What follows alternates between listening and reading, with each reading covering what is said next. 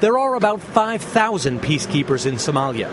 Their mission is to try to prop up the Somali government, which is so weak it only controls a few square miles of Mogadishu. Most of this large coastal city is controlled by the Shabab, a ruthless local branch of Al-Qaeda. Somalia's famine between 2010 and 2012 was one of the worst of modern times.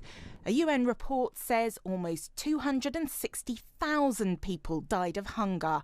Half of them were children under 5. What had started off as a severe drought was then made worse by the fighting in Somalia, with rival groups vying for power. The report criticises Al-Shabaab militants in particular for refusing to allow Western aid agencies into the areas they controlled. The majority of the militiamen terrorizing the city are under 16 years old. Teenagers empowered by the chaos to enter people's homes, lash women for dressing inappropriately, and chop off the limbs of accused thieves. In 1993, U.S. troops invaded Somalia to stop clan warfare that was causing mass starvation.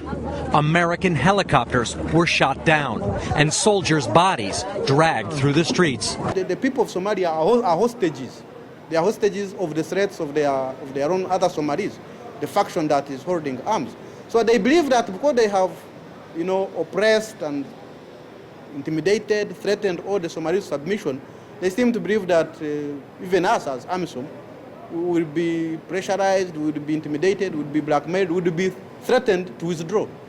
The fight is being spearheaded by AMISOM, which is a grouping of African militaries that are mandated by the United Nations to be here. They are supposed to both support the Somali government, but also to prevent the violence in this failed state from spilling over into their countries. As a human being, you have to be afraid. As a soldier? As a soldier, I can't be afraid of it because I'm afraid to do so. But it's dangerous. Yeah, it's very dangerous.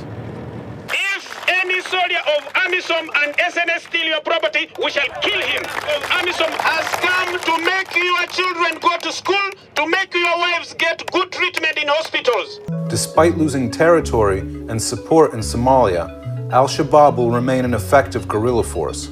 With the Somali government still so dependent on the international community for economic and military support, Al-Shabaab is still no less a threat to the stability of Somalia.